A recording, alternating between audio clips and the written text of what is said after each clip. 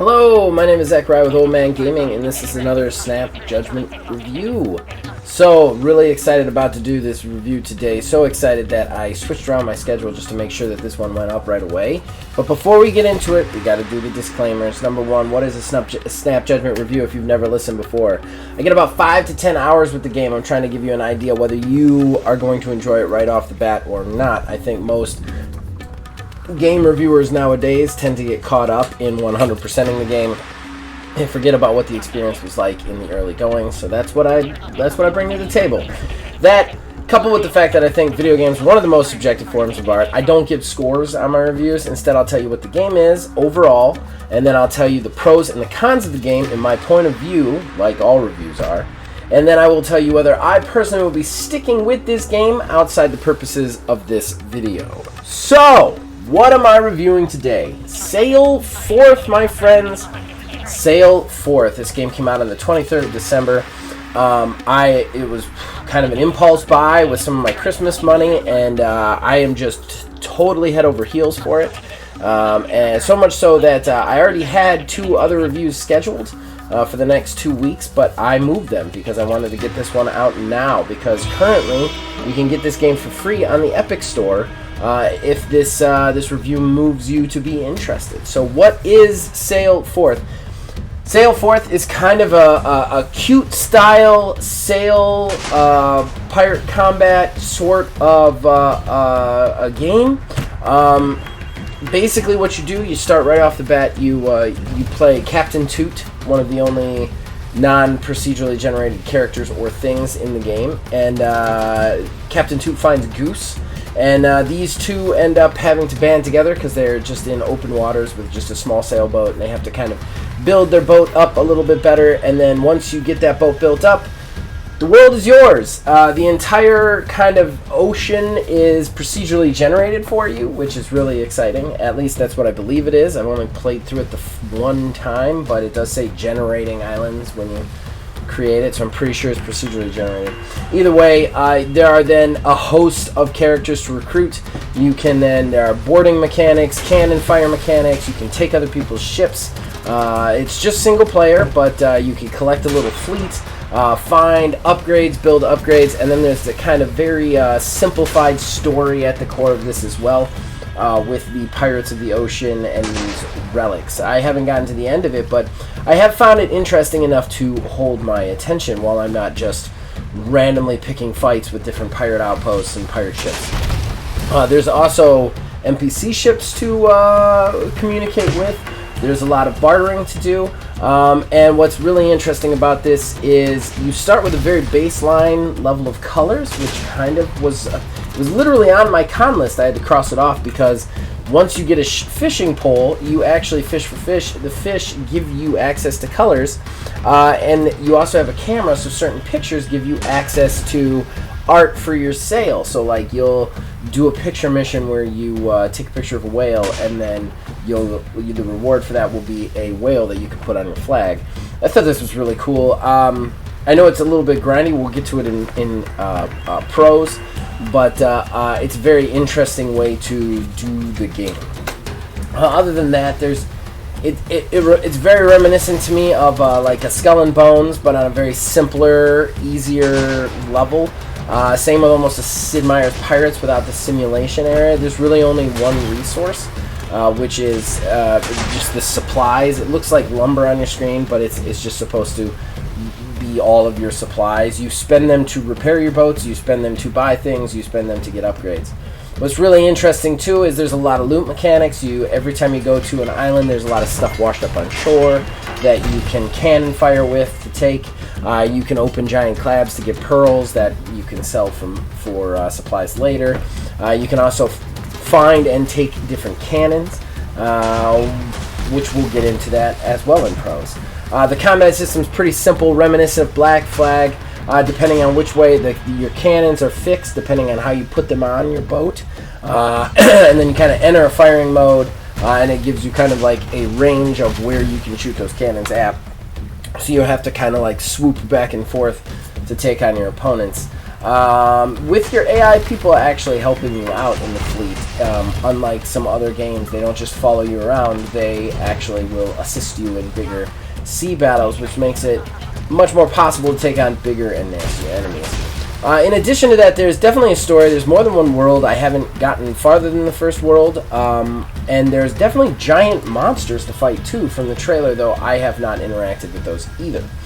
You do get you unlock upgrades for your boat, like key upgrades like harpoons and other such items by, finding ancient relics, giving them to these mystical Lightkeeper people, who then give you a resource that you can take to a scientist. So there's definitely a grind in it, but it's not a bad grind. It's a very interesting grind. Let's go ahead and get into pros and cons, because that's basically it. That's the whole game in a nutshell. Pros, right off the bat, controls. This thing handles like a dream, so to speak. I have not run into any lag, not run into any issues. Plus, the controls are super simple. Super simple to understand, hard to master, which makes it really cool. It's very simple to go into the firing mode, get out of the firing mode. There's also, you get to shift how much sail you have, and then you can shift back and forth how the sail is kind of dipping into the wind. And there is kind of like a wind meter at the bottom of the screen at all times telling you which way it's going. And so it creates this like very simple control scheme that's tough to master because there's just tons of variables at all time. A sea battle can, wax or wane based on the fact that like whether you hit the wind right. And I think that's just so interesting and so cool. It definitely keeps me coming back and wanting to get into those sea battles more and more. My next pro is the grind.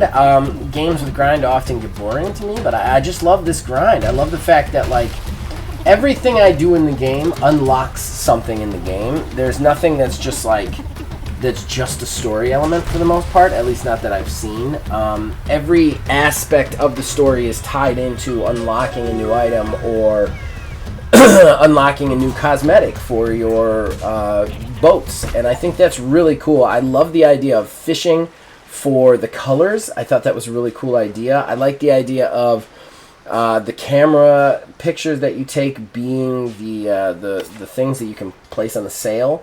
There's just really cool ideas here in play and really interesting stuff that I can't walk away from. I'm very much looking forward to what this game gets in the future, potentially a sequel. I think this is just a great jumping off point, to be honest.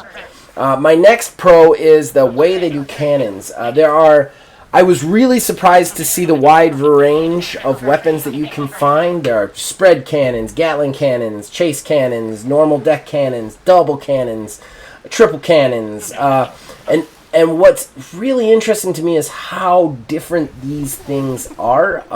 They almost all work very, very differently, but you can firelock them with other ones, especially on the bigger ships where you get 2 cannons per side and then 1 cannon in the front.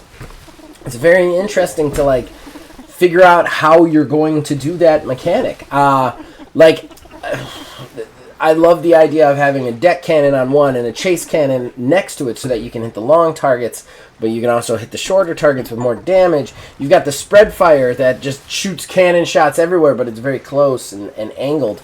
And I think that it just creates these interesting build mechanics on your boat, which I think is very cool. They're quick, they're straightforward, and they're easy to do too, which is really nice. Alright, let's switch to the cons, because there are a couple of nitpicks I'm going to have. The biggest one being the AI when it's controlling your boats.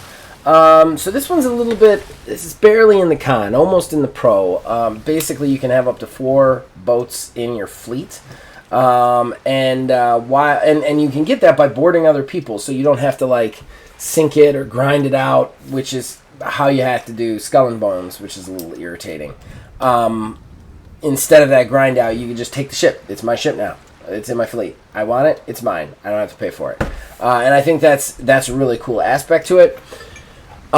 But where's the con? Obviously. Because you have to captain these things and crew these things, which is easy enough. You find crew around that will join your ship for very small amounts of money. You can also rescue pirates from sinking ships, and they'll just immediately swear their loyalty to you, which is great.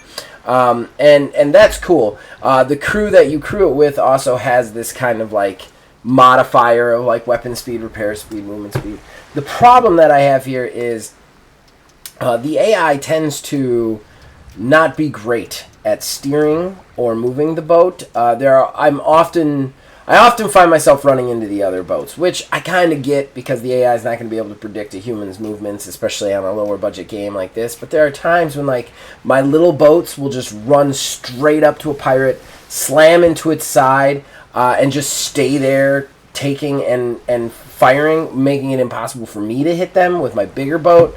There's other times, there's at least one time where I saw where one of my AI just wasn't with me and I couldn't figure out where it was, and sure enough it was back on the island. It had beached itself. There's a couple of times, and I, like I said, can't count the number of times they run into me. Even when we're not in combat, just slam into me out of nowhere. This is nitpicky. I want to say this too. I don't want anybody to really be dissuaded from this. This is a minor irritation at the best, and I'm actually going to go ahead and defunk a little bit of it because I was pleasantly surprised that the AI always fires on enemies with you. They're always moving to fire on enemies with you, and they will also repair their own boats. They won't just sit there like duds and get sunk. They will maintain their own boats from the overall supply pool of you and your fleet, but still they will repair them without me having to like go into the menu every 10 seconds.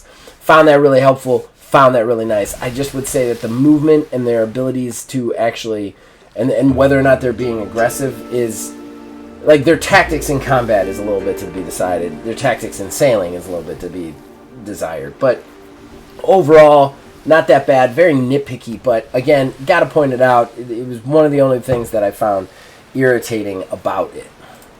The only other thing that I would say is a con, and I don't know that this is really a con, is I do find it a little bit too easy at times.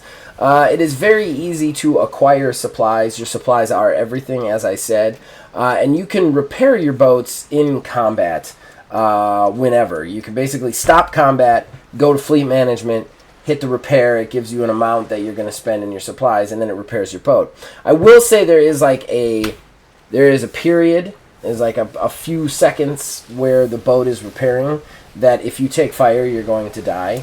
But overall, like, you can really like win any battle because the opponents don't do that, at least not anywhere that I've found. And while I have been in some pretty brutal battles, like once you get like 3 or 4 ships, you're always going to have enough cover to repair your boat. So I feel like that might be, and again, I'm only about 4 or 5 hours in, and I've been doing a lot of meandering in the first world, so this could change. It could be much more challenging later on. This is the Snap Judgment review of the part of this, but from what I've seen so far, it's very easy to spam that supply button and keep yourself afloat. And some people might love that. Some people might, look for the ease of it. Personally, I think it should be impossible to repair the boat in combat, without some sort of special item. So whether or not I'm going to stick with it, yes, I want to get to the end of this. I love this game. I'm very excited to play more of it. I can't wait to see where it goes and what it does. It's just a cool game all around. I urge anybody who found any of this interesting, go check it out. Again, it's free right now in the Epic Store. I personally paid $14 for it in a winter sale because it just... Once I saw it, it just looked so cool to me. I wanted to get it, and then I found out it was going to be in the Epic Store in late January. But, I'm glad I paid for it. It was worth it, and this guy deserves all his work. Because, again, one of the things that I love about reviews like this is a one-guy team, a two-guy team, something like that. It's a nothing team of true independence. So I love spotlighting those games, especially when they're as good as this one is. So, sail forth, check it out. Or did I get it right? Did I get it wrong? You can tell me in the comments below. Next week we should have On Guard, my review of that, and then the week after that, Warhaven. So you guys can check here for this channel for all your information. You can contact us on Facebook at OhMyGamingDH, on Twitter at OhMyGaming9. You can join our Discord, links in the description below. Influence us in all of our shows from there. So as long as you keep watching and listening, we'll keep making them. We'll see you guys next time.